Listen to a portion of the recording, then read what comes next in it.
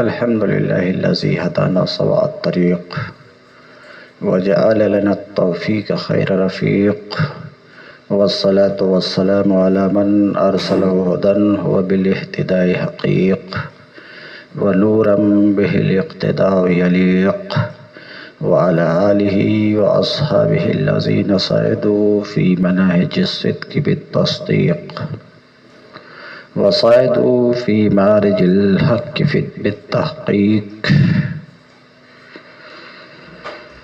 أما بعد، فأعوذ بالله من الشيطان الرجيم. بسم الله الرحمن الرحيم.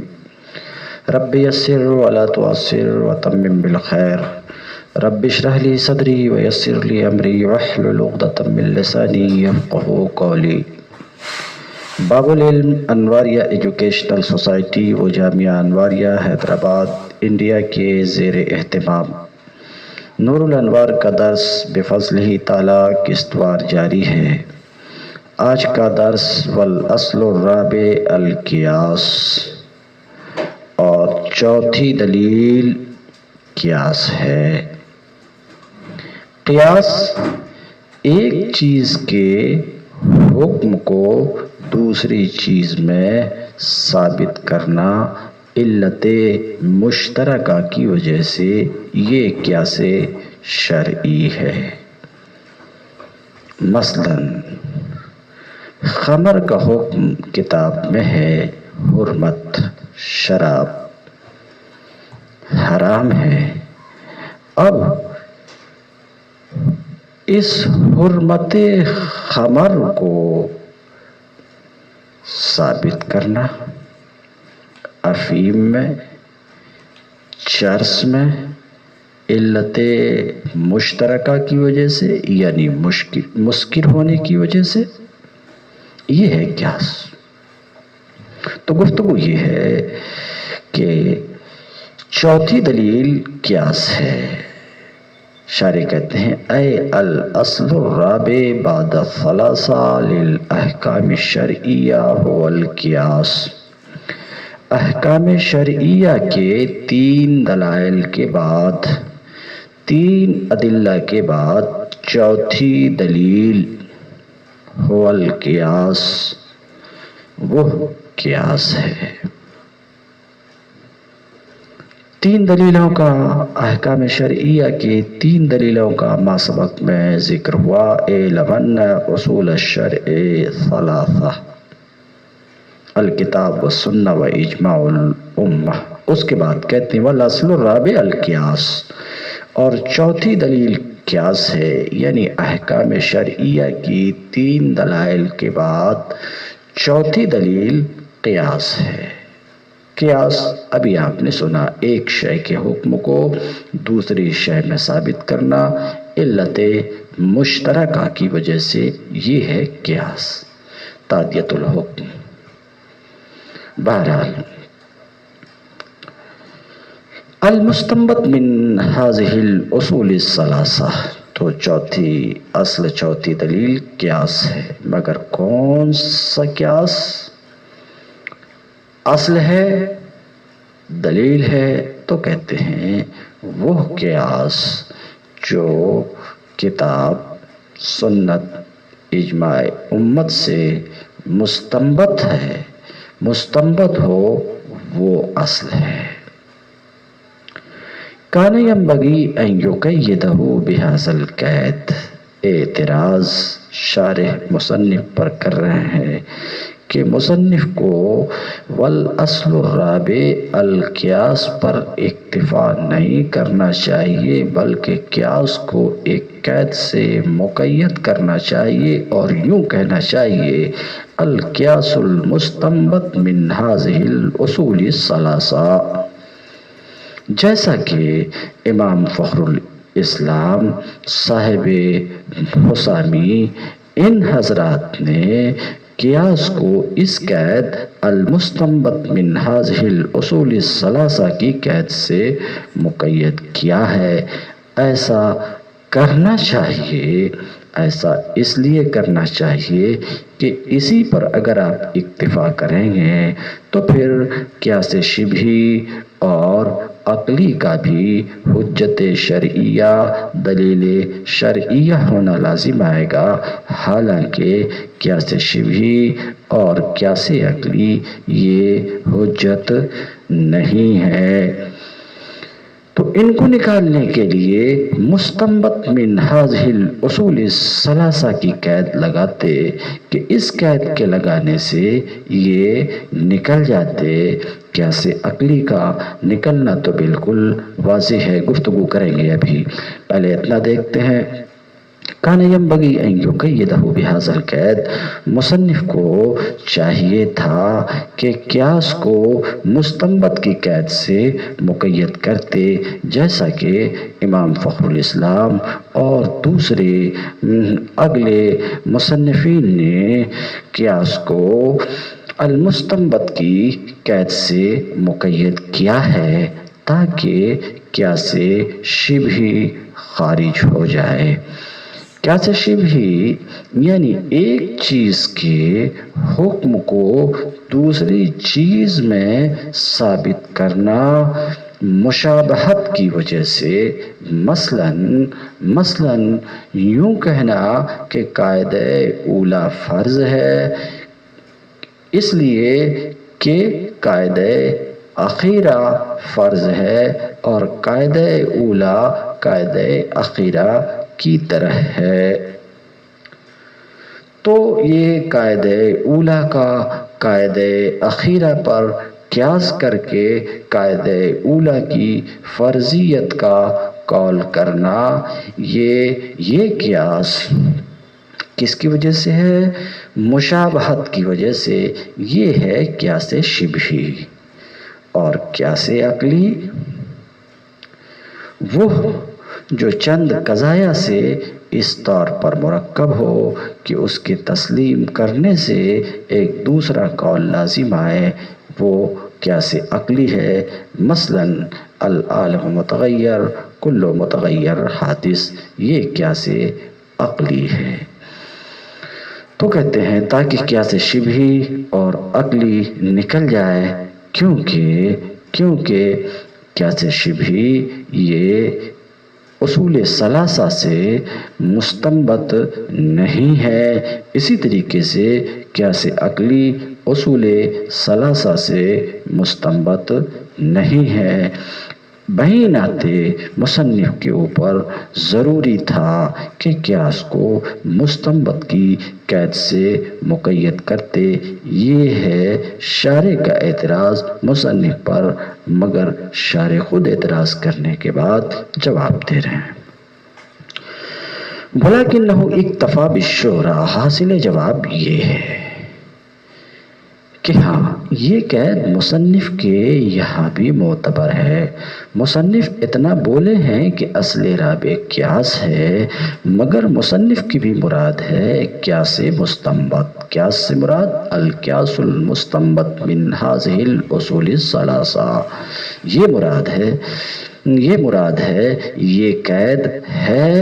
ہاں اس قید کو ذکر نہیں کیا کیونکہ مشہور و معروف ہے تو شہرت کی وجہ سے اس کو چھوڑ دیا، لیکن مصنف کی مراد میں وہ بھی ہے وَلَكِنَّهُ اکتفا بالشہرہ، لیکن شہرت پر اکتفا کیا کہ یہ مشہور و معروف ہے، سننے والا سن کر ہی جان جائے گا کہ یہاں قیاس سے مراد مطلقاً قیاس نہیں ہے بلکہ القیاس المستنبط من هذه الاصول الثلاثہ ہے۔ تو اعتراض کا جواب آپ نے سماعت فرمایا کہ یہ قید مصنف کے یہاں بھی معتبر ہے، مشہور ہونے کی وجہ سے چھوڑ دیا۔ تو ابھی کے بیان سے یہ بات معلوم ہوئی آپ کو کہ وہ قیاس جو اصل شرعی ہے، وہ قیاس جو مثبت حکم شرعی ہے، وہ قیاس جس سے حکم شرعی کا ثبوت ہوتا ہے وہ ہر ایک قیاس نہیں ہے، مطلق قیاس نہیں ہے، بلکہ یہ وہ قیاس ہے جو مستنبط ہو کتاب سے یا سنت سے یا اجماع امت سے۔ یہ وہی قیاس ہے اور وہی حجت شرعیہ ہے، وہی اصل شرعی ہے، وہی فقہ کے 4 اصول میں سے ایک اصل ہے جو کتاب، سنت، اجماع امت سے مستنبط ہو۔ تو اس بیان سے یہ بات معلوم ہوئی کہ قیاس جو حجت شرعیہ ہے یہ وہ قیاس ہے جو کتاب سے مستنبط ہو، یا وہ قیاس ہے جو سنت سے مستنبط ہو، یا وہ قیاس ہے جو اجماع امت سے مستنبط ہو۔ آپ کا سوال ہوگا ایک ایک مثال دے کر کے آپ سمجھائیے، ایک ایک مثال دے کر کے آپ سمجھائیے۔ تو اس کی کوشش شارح کرتے ہیں کہ دیکھیے مثال اس قیاس کی جو کتاب سے مستنبط ہے۔ مثلا کتاب میں ہے وَلَا تَقْرَبُوهُنَّ، وَلَا تَقْرَبُوهُنَّ، تو کتاب میں یہ ہے کہ حالت حیض میں وطی حرام ہے۔ کیسے؟ وَلَا تَقْرَبُوهُنَّ، اللہ تبارک تعالیٰ کے اس قول سے نہیں کا موجب حرمت ہے، نہیں کا موجب حرمت ہے، یعنی حالت حیض میں قربت وطی حرام ہے۔ اب یہ حکم کیوں ہے؟ تو کتاب ہی میں تصریح ہے، ہوا اذا، وہ گندگی ہے، وہ گندگی ہے۔ تو یہ حکم حرمت کا جو حکم ہے کس وجہ سے ہے؟ کیوں حکم ہے؟ کیوں یہ فعل حرام ہے؟ علت اذا کی وجہ سے۔ تو حرمت وطی فی حالت الحیض پر لواطت کا، وطی فی حالت الحیض پر لواطت کا قیاس کرنا اور لواطت کے لیے یہی حرمت ثابت کرنا علت کے مشترک ہونے کی وجہ سے، اور یہ کہنا کہ لواطت نساء کے ساتھ، کیونکہ رجال کے ساتھ وہ تو کتاب سے ہی ثابت ہے، نساء کے ساتھ لواطت یہ حرام ہے، لواطت حرام ہے۔ تو لواطت کی حرمت کا قیاس کرنا وطی فی حالت الحیض پر، یہ مثال ہوئی اس قیاس کی جو کتاب سے مستنبط ہے، کتاب سے مستنبط ہے۔ تو آپ کا سوال یہ تھا کہ ایک مثال دیجیے اس قیاس کی جو کتاب سے مستنبط ہے۔ تو میں نے عرض کیا کہ لواطت کی حرمت کا قیاس وطی کی حرمت پر علت اذا کی وجہ سے یہ مثال ہو گئی اس قیاس کی جو کتاب سے مستنبط ہے۔ تو کہتے ہیں فنظیر القیاس المستنبط من الکتاب، تو اس قیاس کی مثال جو کتاب سے مستنبط ہے، اس قیاس کی مثال جو کتاب سے مستنبط ہے، حرمت لواطت کا قیاس حرمت وطی فی حالت الحیض پر علت اذا کی وجہ سے، المستفادت، جو حرمت مستفاد ہے اللہ تعالیٰ کے قول وَلَا تَقْرَبُوهُنَّ حَتَّى يَطْهُرْنَ سے، ان کے قریب مت ہو یہاں تک کہ وہ پاک ہو جائیں۔ وَنَظِيرُ الْقِيَاسِ الْمُسْتَنبَطِ مِنَ السُّنَّةِ، اب مثال دے رہے ہیں اس قیاس کی جو سنت سے مستنبط ہے۔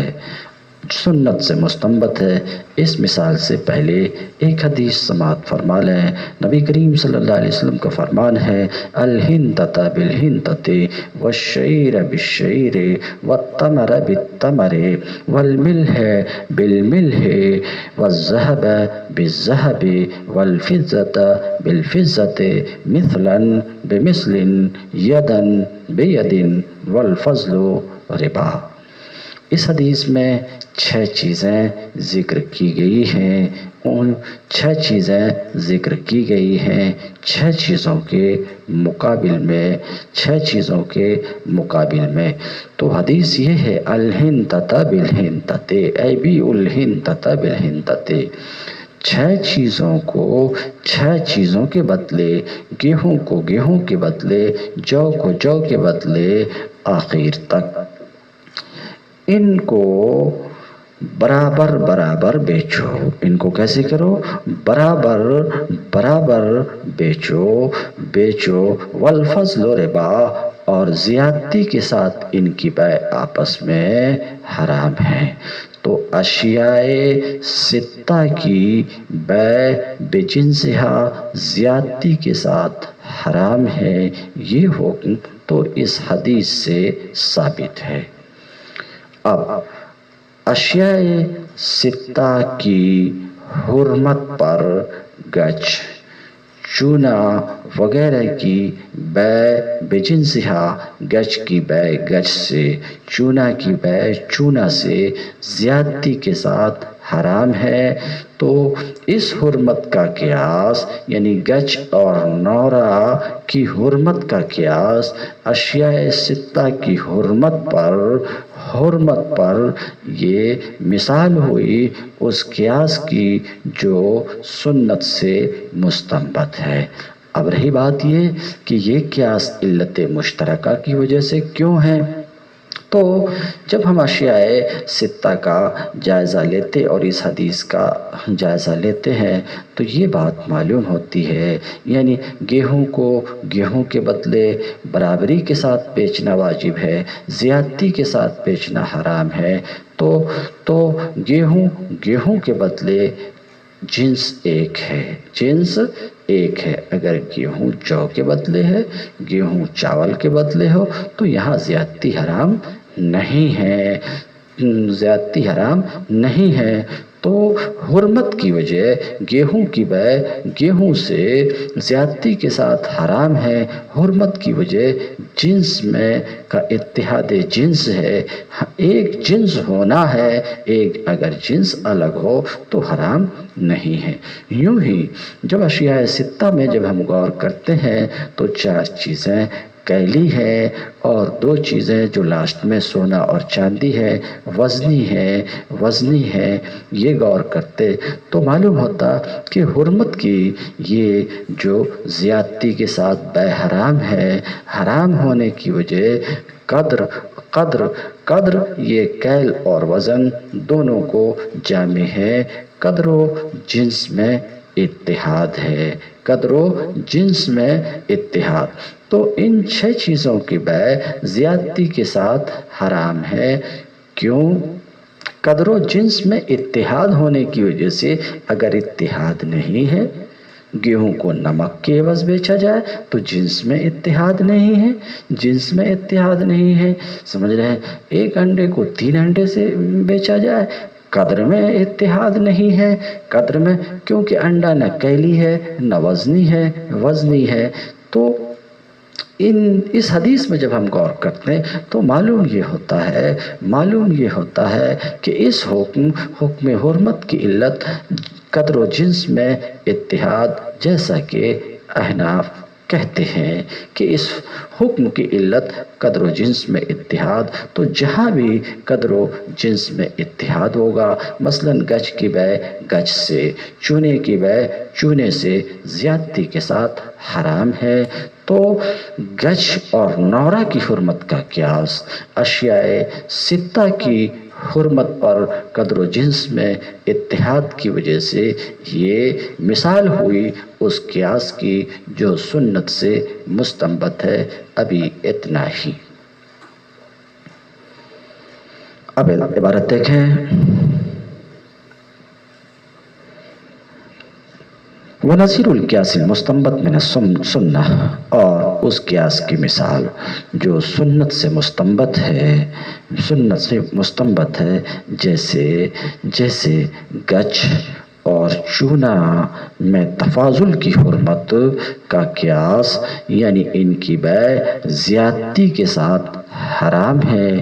یہ قیاس علت قدر و جنس کی وجہ سے اشیاء ستہ کی حرمت پر جو حرمت مستفاد ہے، نبی کریم صلی اللہ علیہ وسلم کے قول الحنطۃ بالحنطۃ، گیہوں کے بدلے گیہوں کو، جو کے بدلے جو کو، کھجور کے بدلے کھجور کو، نمک کے بدلے نمک کو، سونے کے بدلے سونے کو، چاندی کے بدلے چاندی کو، مثلاً بمثلٍ، برابر برابر بیچو، یدن بیدن، دست بدست نقد بیچو، والفضل ربا، اور زیادتی سود ہے، حرام ہے۔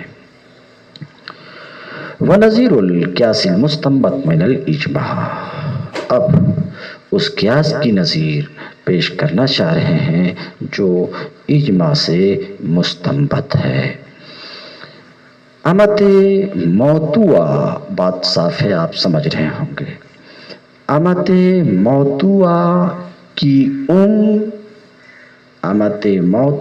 کی سے وطی حرام ہے۔ یہ حرمت کا حکم کہاں سے معلوم ہوا؟ حرمت کا حکم کہاں سے ثابت ہے؟ اجماع امت سے۔ امت کا اجماع ہے کہ امت موتوعہ کی سے وطی حرام ہے۔ کیوں؟ علت جزئیت کی وجہ سے۔ علت تو یہ جو حکم ہے کہ حرام ہے، بات آپ پوری سمجھ رہے ہوں گے، امت موتوعہ کی ماں سے وطی حرام ہے، علت جزئیت کی وجہ سے۔ علت جزئیت پہ گفتگو بھی ذرا سا کروں گا، اور یہی علت مزنیہ میں بھی ہے۔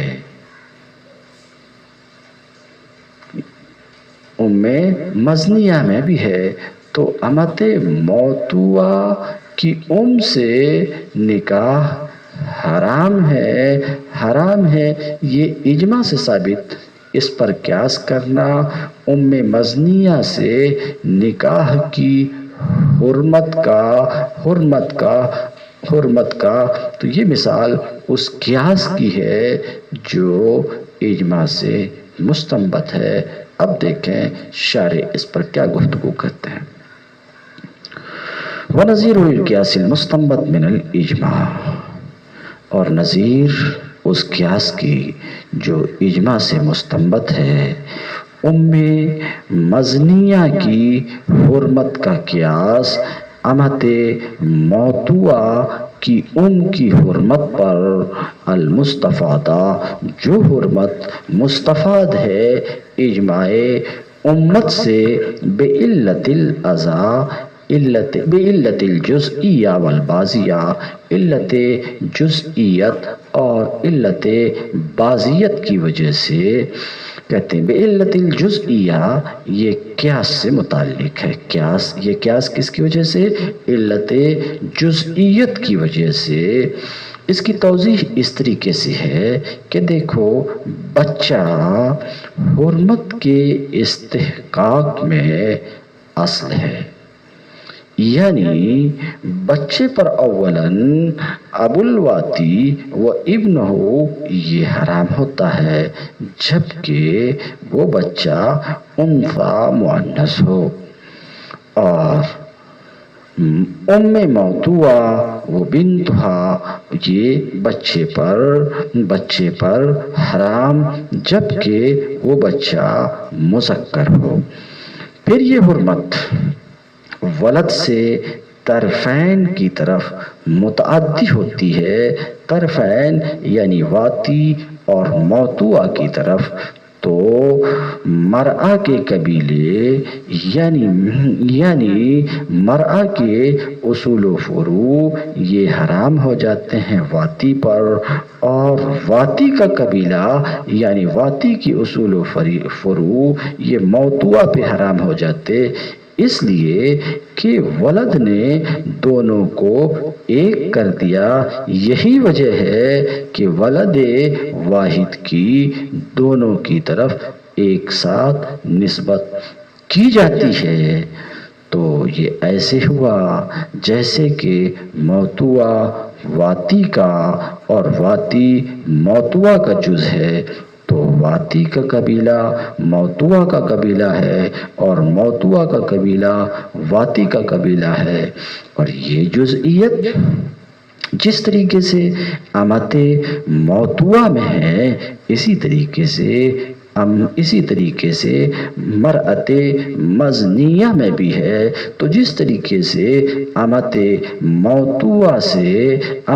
موتوا کی ماں سے نکاح حرام ہے، اسی طریقے سے مرأت مزنیہ کی سے بھی نکاح حرام ہے، کیونکہ یہ علت دونوں میں مشترک ہے۔ بات ختم ہوئی۔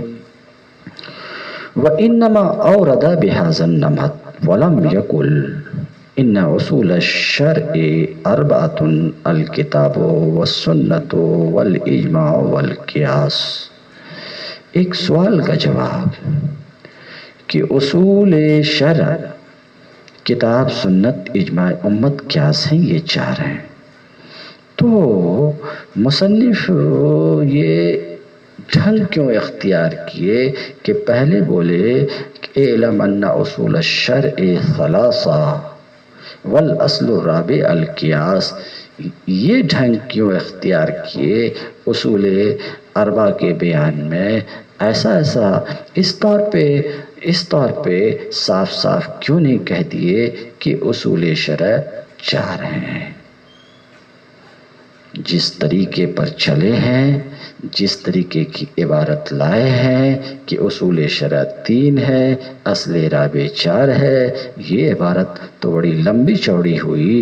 اس سے مختصر میں کام ہو جاتا کہ اصول شرع چار ہے، وہ کتاب، سنت، اجماع امت، قیاس۔ ظاہر سی بات ہے یہ مختصر ہے، تو یہ مختصر اور آسان راستے کو چھوڑ کر کے لمبے راستے پر مصنف کیوں چلے؟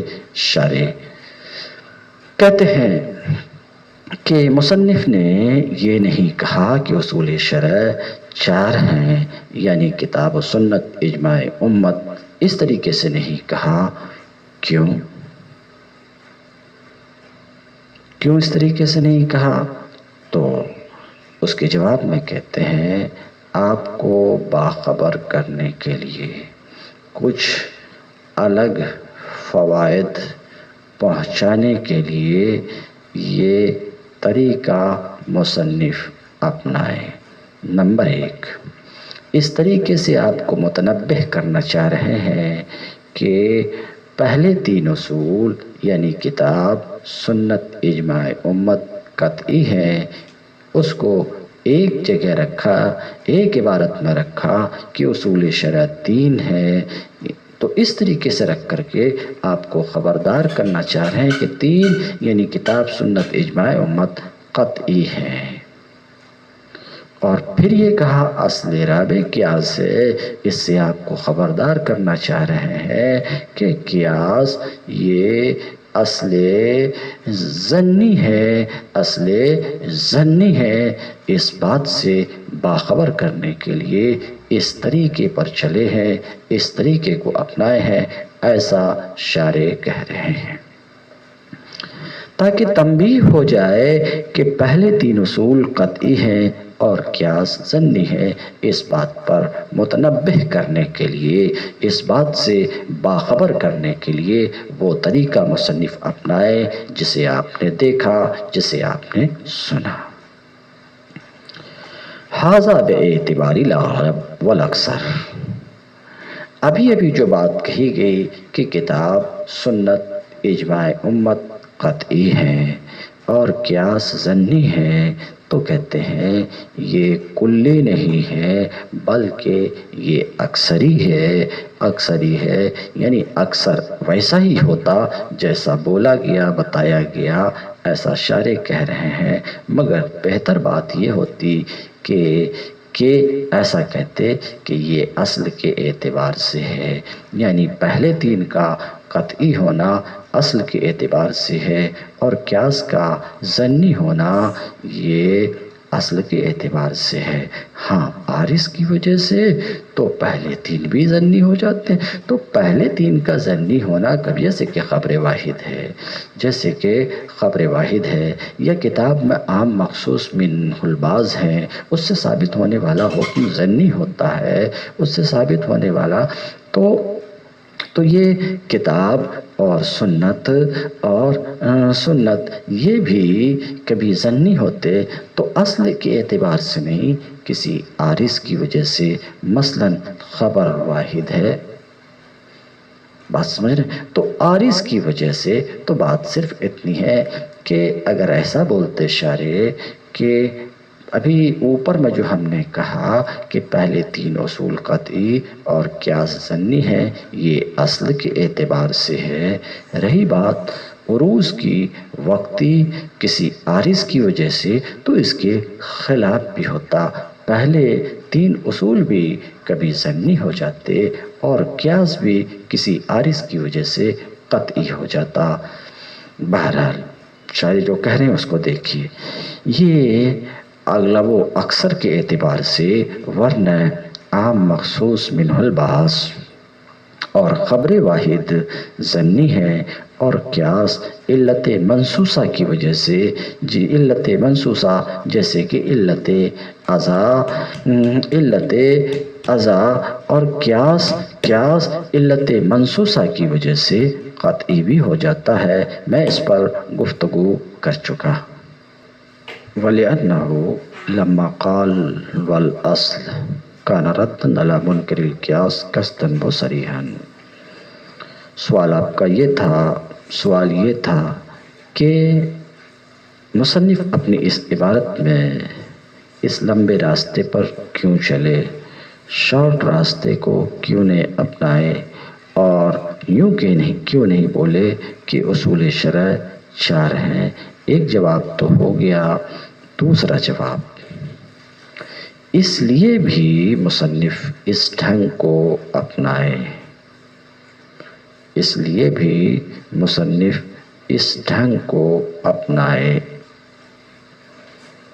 کہ جب انہوں نے دوسرے جملے میں کہا والاصل الرابع، صاف قیاس کو اصل کہا، تو منکرین قیاس کا قصداً و صراحتاً ان کا رد ہوا، برخلاف اس کے کہ یوں کہتے کہ اصول شرع چار ہیں، کتاب، سنت، اجماع امت اور قیاس، تو بھی منکرین قیاس کا رد ہوتا، مگر ضمناً۔ تو قصداً منکرین قیاس کا رد کرنے کے لیے، ان لوگوں کا رد کرنے کے لیے جو قیاس کی اصلیت و حجیت سے انکار کرتے ہیں، قصداً صراحتاً رد کرنے کے لیے ایسا بولے والاصل الرابع القیاس،